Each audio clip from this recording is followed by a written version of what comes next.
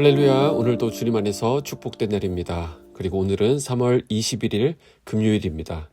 이제야 완연한 봄 기운을 느끼게 되는 것 같습니다. 따스한 바람과 부드러운 햇살 속에서 봄을 느낄 수 있음에 감사한 아침입니다. 어제 우리 전도팀이 강원도 삼척으로 전도여행 답사를 다녀왔습니다. 거기서 좋은 교회를 만나고 또 아름다운 동네를 방문하면서 마음이 참 기쁘고 감사했는데요. 그곳에서 하나님께서 우리를 통해 하실 일들을 생각하니 더욱 기대가 됩니다.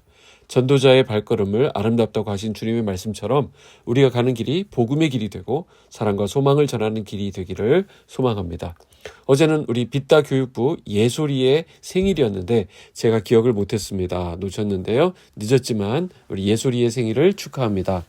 돌아오는 주일에 빗다 교육부에서 특별히 잘 챙겨주시기 바랍니다.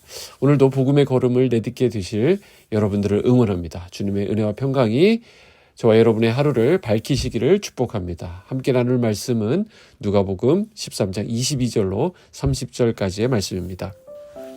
예수께서 각성 각 마을로 다니사 가르치시며 예루살렘으로 여행하시더니 어떤 사람이 여짜오되 주여 구원을 받는 자가 적으니이까 그들에게 이르시되 좁은 문으로 들어가기를 힘쓰라. 내가 너희에게 이르노니 들어가기를 구하여도 못하는 자가 많으리라.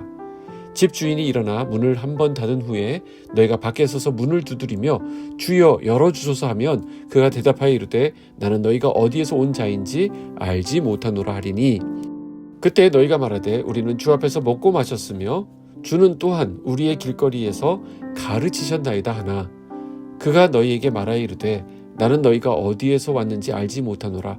행악하는 모든 자들아 나를 떠나가라 하리라.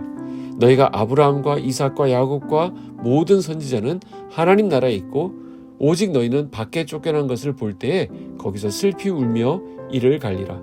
사람들이 동서남북으로부터 와서 하나님의 나라 잔치에 참여하리니 보라 나중된 자로서 먼저 될 자도 있고 먼저 된 자로서 나중될 자도 있느니라 하시더라. 아멘. 예수님은 예루살렘을 향한 노정에서 만나게 되는 각 성과 각 마을을 그냥 지나쳐 가지 않으셨습니다. 예수님이 들어가신 그곳에서 예수님은 복음을 전하시고 가르치셨습니다. 얼마나 귀한 일인지 모릅니다. 오늘 본문은 그중 한 곳에서 있었던 내용입니다. 지금 예수님은 어디를 향하고 계시느냐? 예루살렘을 향해 가고 계십니다. 예수님은 장차 그곳에서 온 인류의 죄를 담당하시고 십자가에 죽으시게 될 것입니다. 예루살렘으로 가는 길에서 어떤 사람이 예수님께 나와 질문합니다. 주여 구원을 받는 자가 적으니까? 라고 질문했습니다. 질문이 좀 이상하지 않습니까? 이게 무슨 말일까요? 이게 무슨 의도가 있는 질문일까요? 그래서 다른 번역본으로 보면 구원받을 자가 주님 얼마 안 되겠지요? 이렇게 되어 있습니다. 그러니까 이 질문을 한 사람은 어떤 안 좋은 의도를 가지고 예수님께 질문한 것으로 보입니다. 여기에 대한 예수님의 답변도 많이 의아합니다. 이 질문에 대해서 예수님은 좁은 문으로 들어가기를 힘쓰라라고 대답하셨습니다. 어찌 보면 동문서답처럼 들립니다. 그러나 예수님께서는 이 질문의 의도를 꿰뚫어 보시고 구원의 본질을 말씀하고 계신 것입니다. 예수님의 그 다음 말씀을 들어보면 이들의 질문에 어떤 의도가 있었는지가 어느 정도 파악됩니다. 25절에서 27절까지의 말씀인데요. 집주인이 일어나 문을 한번 닫은 후에 너희가 밖에 서서 문을 두드리며 주여 열어주소서 하면 그가 대답하여 이르되 나는 너희가 어디에서 온 자인지 알지 못하노라 하리니. 자, 이상하죠? 그 다음에 어떻게 됩니까? 그때 너희가 말하되 우리는 주 앞에서 먹고 마셨으며 주는 또한 우리를 길거리에서 가르치셨나이다 하나 그가 너희에게 말하여 이르되 나는 너희가 어디에서 왔는지 알지 못하노라. 행악하는 모든 자들아 나를 떠나가라 하리라. 문을 열어주지 않을 뿐만 아니라 모른다라고 쫓아내셨다라는 것입니다. 우리는 이 본문의 배경을 알지 못하면 여기 등장하는 이 어떤 사람과 이 예수님의 대화는 우리가 잘 이해하기가 어렵습니다. 마치 시리즈로 방영되는 드라마의 1, 2화 얼마나 중요하겠어요? 그걸 안 본 사람이 저 뒤에 있는 10화를 먼저 보게 되면 이해가 잘 되지 않는 것과 같습니다. 자, 보세요. 이 말을 듣고 있는 사람이 구약 성경을 어느 정도 아는 사람이라고 한다면 예수님이 하시는 말씀을 들을 때 탁 하고 떠오르는 성경이 있습니다. 바로 노아 홍수 사건입니다. 노아 홍수 때 어떤 일이 있었죠? 노아는 배를 만들었습니다. 근데 바닷가가 아닌 육지에서 배를 만들었습니다. 당시 사람들에게 노아는 조롱의 대상이었을 것입니다. 그런데 심판의 그날이 되어 노아와 그의 가족들은 방주로 들어갔고 그 문을 하나님께서 닫으셨습니다. 그리고 비가 쏟아졌습니다. 처음에는 그저 비가 좀 많이 내리네 라고 생각하던 사람들이 이 비가 멈추지 않고 계속 내리자 두려움에 휩싸였습니다. 계속 차오르는 물을 피해서 그들은 높은 곳을 향해서 올라갔을 것입니다. 그러다 노아가 지은 방주에 이르릅니다. 평소 그렇게 무시하고 놀리던 그 방주 앞에서 문을 두드리며 살려달라고, 문을 좀 열어달라고 애원했을 것입니다. 그러나 한 번 닫힌 방주의 문은 열리지 않았습니다. 예수님은 지금 그 장면을 염두에 두시고 이 말씀을 하고 계시는 것입니다. 우리는 이쯤에서 맨 처음 예수님께 나와 질문했던 어떤 사람의 의도를 파악해 볼 수 있습니다. 그의 질문 속에는 예수님을 향해 비아냥거리는 그 의도가 들어있었던 것입니다. 그의 질문의 요지는 이렇습니다. 당신이 주님이시라면서요. 당신이 메시아라면서요. 그런데 왜 아직까지 이렇게 구원받은 사람이 적단 말입니까? 라는 뜻입니다. 그런 그를 향해서 예수님은 좁은 문으로 들어가기를 힘쓰라라고 하셨습니다. 자, 예수님께서 하신 이 말씀의 의미는 무엇일까요? 우리가 잘 익히 아는 말로 바꾸면 주 예수를 믿으라라는 것입니다. 너희가 구원받기 원하면 구원의 문이 닫히기 전에 예수 믿으라는 것입니다. 그럼 예수님은 왜 예수 믿으라는 말을 좁은 문으로 들어가라라고 하셨을까라는 것이죠. 예수님은 자기 자신을 가리켜 구원의 문이라고 하셨습니다. 그리고 생명으로 인도하는 문은 좁다라고 다른 성경 본문에서 말씀하는 것을 보게 되죠. 마태복음 7장에 나와 있습니다. 예수님이라고 하는 이 문은 구원으로 인도하는 문입니다. 그런데 그 문은 좁다는 거예요. 좁은 문으로 들어가라는 것은 곧 예수 문으로 들어가라는 것입니다. 예수 문으로 들어가면 그래서 구원을 받습니다. 이것은 지금 우리의 처지, 우리 지금 2025년을 살아가는 대한민국 상황에서는 이해하기가 아주 어렵습니다. 그러나 공산권이나 이슬람권에서 이 본문을 읽으면 이것은 바로 이해됩니다. 그곳에서 예수를 믿는다는 것은 모든 것이 좁아지는 것을 말합니다. 취업의 문도 좁아지고 결혼의 문도 좁아지고 출세의 문도 좁아집니다. 심지어 자기의 가족에게서도 쫓겨나고 또 죽임을 당하기까지 합니다. 여러분, 좁은 문으로 들어가면 좁은 길이 나옵니다.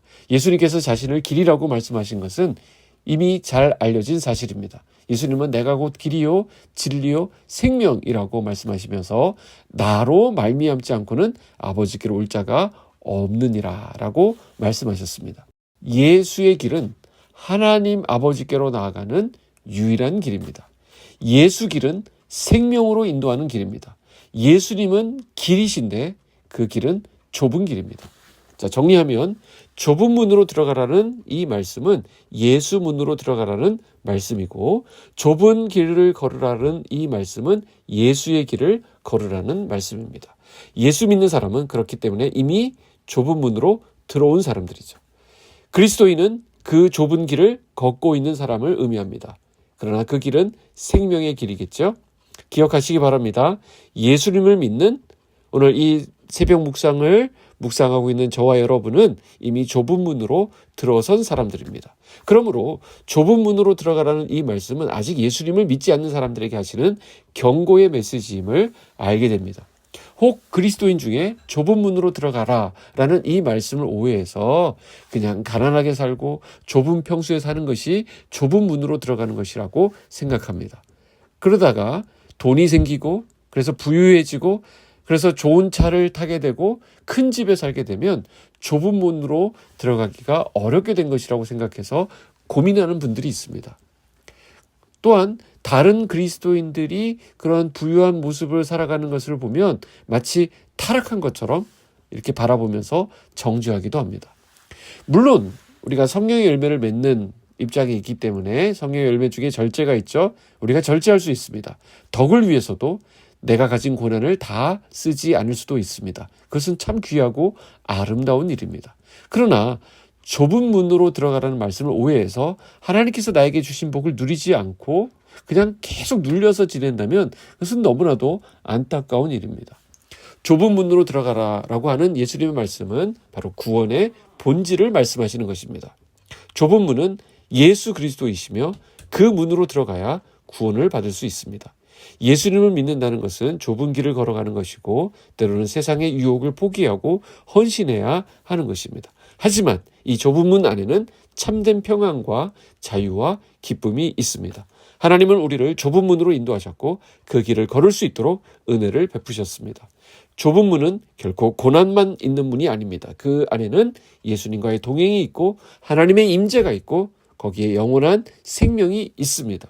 우리는 좁은 문을 선택함으로써 세상의 넓은 길을 거부하는 사람들이 되었습니다. 그러나 좁은 문으로 들어간 우리가 누리는 것은 세상이 줄 수 없는 기쁨과 소망입니다.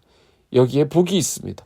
예수님께서 우리의 길이 되시고 또 그분과 함께하는 그 삶이야말로 가장 복된 삶임을 믿고 확신해야 합니다. 혹시 오늘 이 말씀을 듣는 분들 중에 아직 좁은 문으로 들어가지 않은 분이 계시다고 한다면 오늘 결단하시기를 바랍니다. 예수의 문은 지금 열려 있습니다. 그러나 언젠가는 닫힐 것입니다. 예수 그리스도를 믿고 구주로 고백하고 그 문으로 들어가십시오. 그리고 이미 그 문으로 들어간 우리 성도님들은 그 좁은 길을 걸으며 예수님과 동행하는 삶의 기쁨을 더욱 오늘 풍성하게 누리시길 바랍니다. 예수님께서 우리의 문 되시며 길이 되십니다. 그분과 함께 가는 길이 가장 복된 길입니다. 기도하겠습니다. 자비하시고 은혜가 풍성하신 하나님 아버지 감사합니다. 매일 새벽 우리에게 말씀으로 찾아와 주심에 감사드립니다. 이 말씀을 붙드는 것이 주님과 동행하는 것임을 믿습니다. 사랑의 주님, 우리 주위에는 아직도 예수 그리스도를 믿지 않는 가족들이 있습니다. 그들 모두 속히 좁은 문 되시는 예수님께로 들어오게 하여 주시옵소서. 우리를 그 문 안으로 인도하신 주님을 찬양합니다. 오늘 하루 주님과 더불어 그 믿음의 여정을 기쁨으로 걸어가게 하시고 삶의 모든 순간과 상황마다 주님을 경험하는 이 한날 되게 하여 주시옵소서. 모든 질병과 문제와 어려움을 우리 주님께 맡깁니다. 가장 좋은 길로 가장 멋진 방법으로 우리 주님 해결해 주시옵소서.